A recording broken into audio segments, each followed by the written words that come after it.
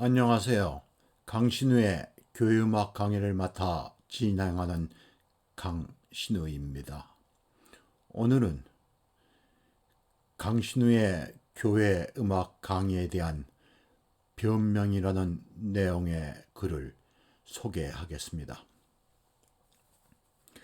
나의 유튜브 강신우의 교회 음악 강의는 한국 교회에는 비교적 생소하거나 알려지지 않은 내용이 대부분입니다.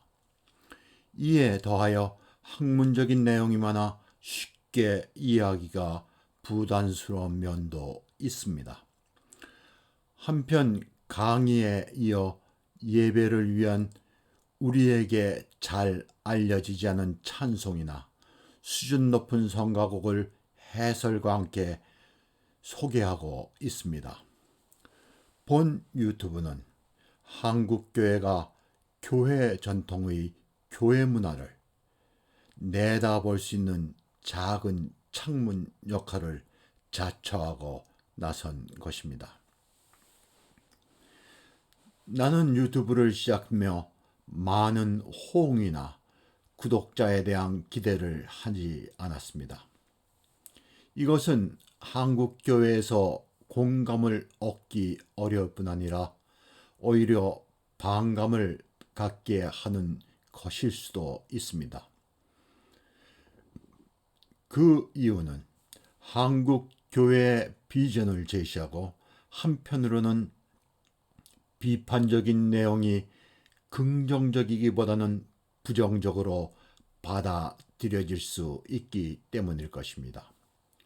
그러나 나는 이 일이 한국 교회의 교회 문화를 위해 꼭 필요하다는 신념과 믿음을 가지고 있습니다.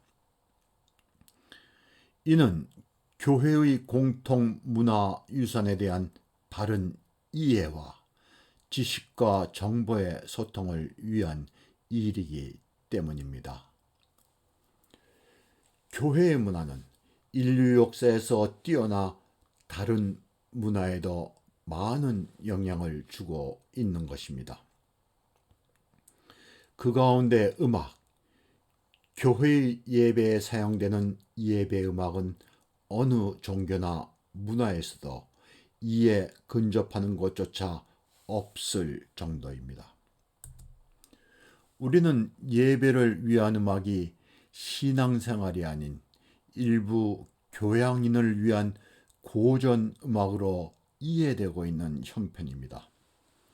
한편 이러한 교회의 고귀한 유산을 특정 교회의 유산으로 치부하거나 애써 외면하려는 자세마저 보이고 있는 것이 현실입니다. 교회의 문화 가운데 음악과 예배를 이해하고 받아들이기 위해서는 우리 교회 지도자들의 의식의 변화와 이를 위한 정보와 지식이 있어야 할 것입니다. 우리 교회는 미국의 많은 교회 가운데 복음주의 교회라 불리는 교회의 영향 아래 편향되어 있습니다. 이 복음주의 미국 교회가 미국 교회 문화를 대표하는 교회로 우리는 알고 따르고 있어 미국 개신교에 대한 이야기로 시작하려 합니다. 우리는 미국 하면 청교도들이 세운 나라로 생각하는데 이것은 한편으로는 맞고 다른 편에서 보면 잘못된 정보인 것입니다. 초기 미국의 이민은 영국 사회에서 비주류인 개혁교회 교인들이 대부분이었습니다. 그들은 영국에서 중하위 계층으로 많은 수가 개혁교회 교인들이었습니다.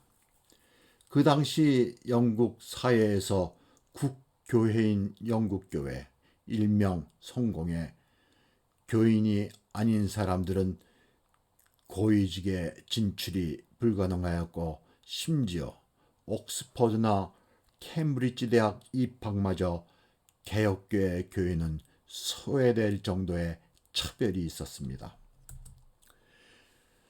미국은 영국이 개척한 식민지로 시작되어 청교도든 물론 영국 교회인들 역시 함께 하였습니다.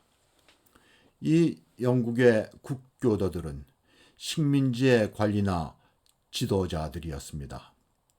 이러한 사실로 미국은 청교도들이 세운 나라가 아닌 개신교들이 세운 나라가 맞는 말입니다.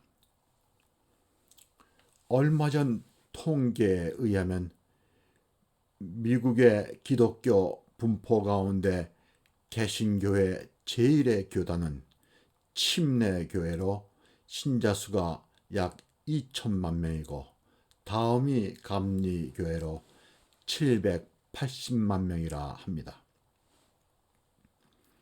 일부 독일과 북유럽 이민자들이 중심이 된 루터교회는 450만 명으로 5위, 그리고 한국교회에서 가장 큰 교단인 장로교회는 280만 명으로 8위입니다. 한편 성공회는 200만 명으로 12위나 그들은 경제력과 교육 수준이 높아 미국 교회 가운데 영향력이 매우 큽니다. 미국의 역대 대통령 가운데 12명이 성공회 교인이었으며 많은 수의 법관과 정부 관리들이 있습니다. 수도 워싱턴에 있는 미국의 국가교회도 성공회 교회입니다. 미국의 개신교회는 크게 세 수로 분류할 수 있습니다. 첫째, 가장 많은 수를 차지하는 복음주의 교회, 더 나아가 집회 형식의 자유로운 예배를 드리는 교회입니다. 여기에는 침례교회가 대표적인 교회이며 일부 장로교회와 같은 개혁교회들도 속한 경우가 더러는 있습니다. 다음으로는 엄숙한 분위기의 예배를 드리는 장로교회와 감리교회가 있습니다.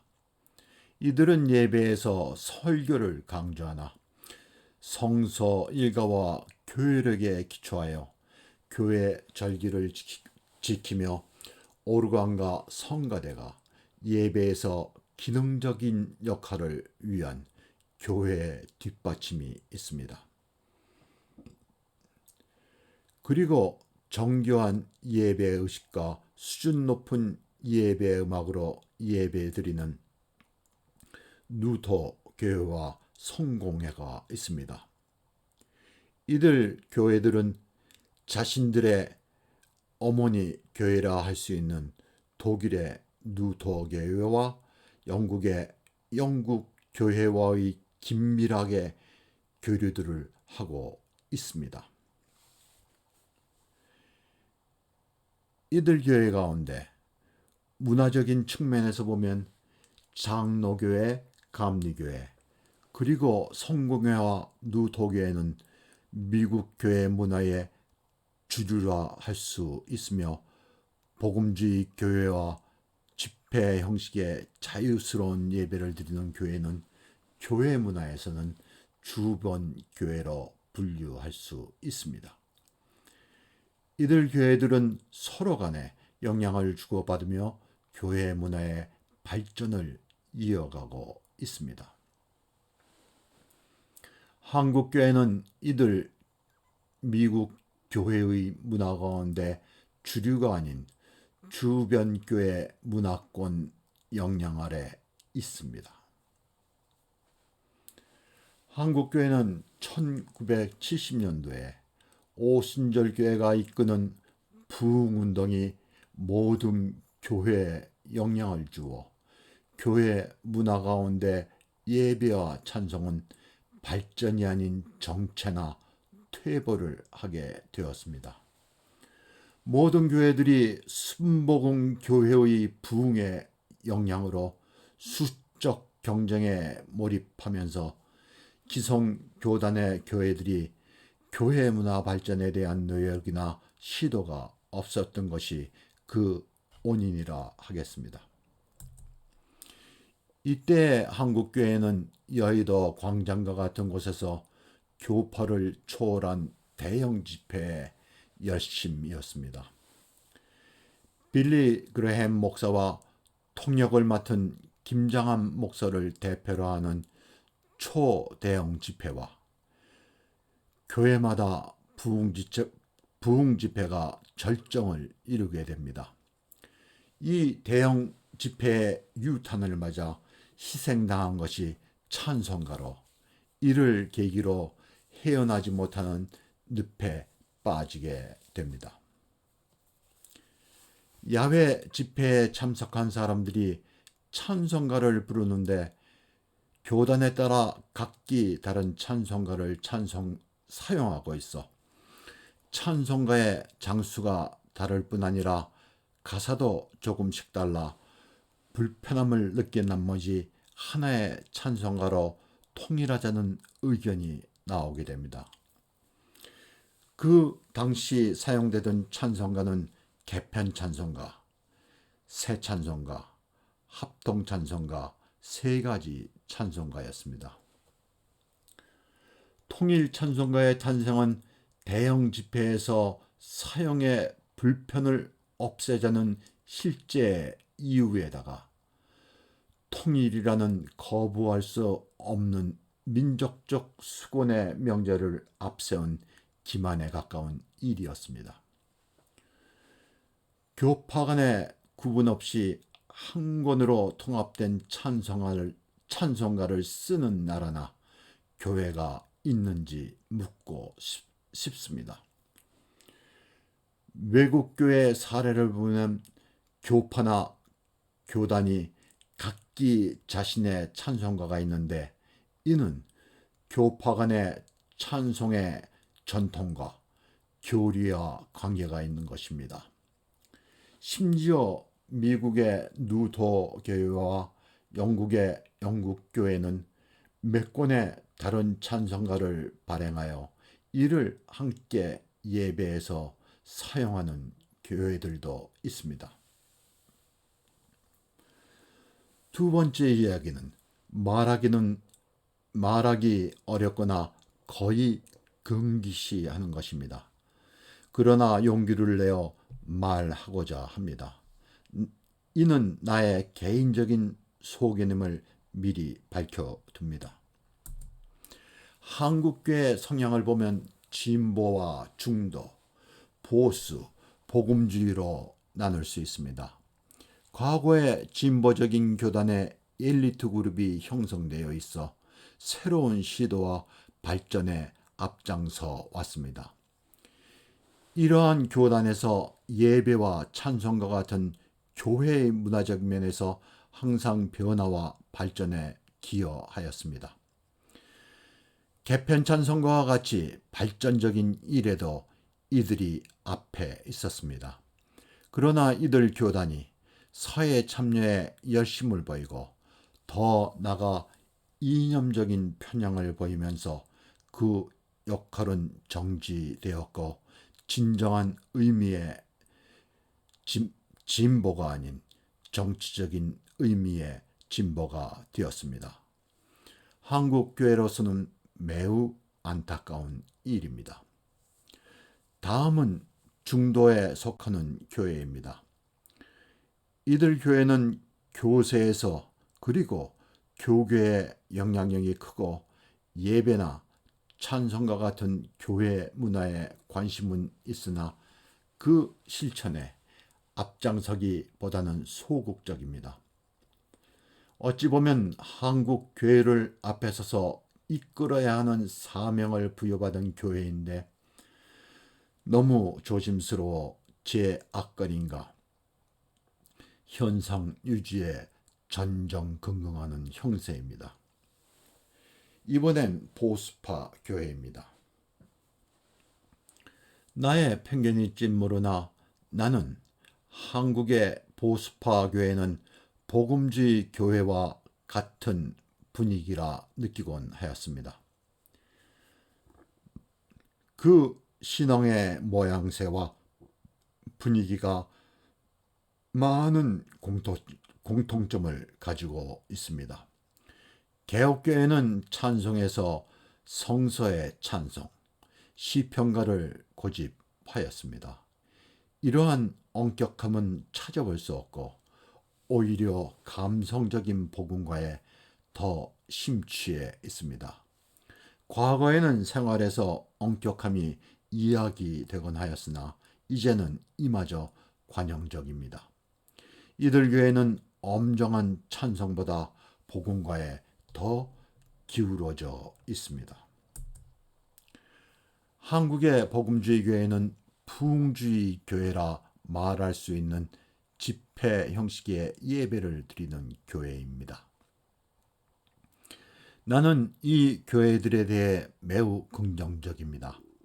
한국 교회의 부흥에 큰 획을 긋는 역사를 이룩하였으며 지금도 새로운 신자들을 교회에 이끄는 전도의 일선에서 그 일을 해오고 있습니다. 이것이 그들의 사명인 것입니다. 이들이 복음가를 열렬히 부르는 것은 그들의 성향에 맞는 것입니다. 위에서 한국 교회를 나름대로 진보나 중도, 보수, 복음주의를 말하였으나 큰 틀에서 보면 실제로는 별로 다른 것이 거의 없는 비슷한 교회라는 것입니다. 예배의 내용이나 예배에서 불려지는 찬송, 성가대의 역할이 그렇습니다. 단지 예배 중에 통성기도를 하느냐 또는 설교나 기도 도중에 큰 소리로 아멘으로 응답하는 것, 그리고 박수와 함께 찬송을 부르는 차이 외에 그 내용에서는 다른 것이 없습니다. 요즘 일부 교회가 성가대가 아닌 찬양팀으로 예배를 인도한다고 하나 예배에서의 그 역할은 성가대와 같은 것입니다. 한국교회 성가대는 예배에서 기능적인 역할이 아닌 예배 분위기를 활성화하는 어찌 보면 오락적인 기능이 크기 때문입니다. 예배에서 성가대 찬양을 제외한 음악은 기도성과 송룡과 같이 하지 않아도 될 장식적인 음악이 대부분입니다. 예배에서 회중이 기도를 마치며 아멘으로 응답한 뒤에 다시 성가대가 뒤이어 기도성을 노래하는 것입니다. 예배를 시작하며 성가대가 노래하는 임내성을 교회 절기나 예배의 내용에 맞춰 맞게 준비하는 성가대가 과연 있을까 묻고 싶습니다. 성가대가 부르는 찬양곡 역시 선곡의 원칙이 없어 예배의 내용과 일치하지 않는 경우도 종종 있습니다. 사실 설교 전에 성가대의 찬양은 하나님을 찬양하는 내용보다 교훈적이거나 성서와 설교의 내용을 강화하거나 해석을 돕는 내용인 것이 일반적인데 우리는 하나님을 찬양한다는 두루뭉실한 것으로 구체적인 내용이 아닌 것입니다. 한국교회는 이러한 형태의 문화가 있는 한국교회는 여러 형태의 문화가 있는 미국 교회와는 다르게 낮은 교회 문화로 전체가 평준화되어 있는 것입니다. 이러한 현실에서 교회 문화의 모범이나 규범이 될 수 있는 교회가 없는 것입니다. 이제 교단을 대표하는 교회나 도시 교회 가운데 교인들의 교육 수준과 문화 수준이 높은 교회들이 이러한 역할을 담당하기를 기대합니다. 나는 한국교회 문화, 예배와 음악 발전의 계기는 어느 교단의 체계적이고 학문적인 기획에 의한 것을 기대하기보다는 이에 대한 관심이 있는 어느 한 목회자에 의해 한 교회에서 시작되어 그것이 다른 교회에 영향을 미치는 데서 시작되리라 생각합니다. 우리는 좋은 것을 따라하는 일에 익숙하고 남에게 뒤지지 않으려는 강한 마음이 있어 어느 목회자가 이를 먼저 시작하여 성공하면 들불 같은 번짐이 있으리라 기대합니다. 미국의 장로교회와 감리교회의 교회 문화의 발전에는 교회 문화의 상위에 있던 성공회와 누토 교회가 있어 그 영향 아래 이루어졌습니다. 마치 서양의 르네상스가 완성될 수 있었던 배경에 그리스와 로마의 문명이 그 뿌리에 있던 것과 같은 것이라 하겠습니다. 그러나 우리에겐 영향을 줄 수 있는 앞서가는 교단이나 교회 그리고 사회적인 여건이 없기에 선각자를 기다릴 수밖에 없는 것이 아닐까 생각합니다. 오늘 강의는 이것으로 마무리하고 다음 강의는 교회력의 마지막 편으로 부활절과 승천절 그리고 성령 강림절의 강의를 준비하겠습니다. 감사합니다.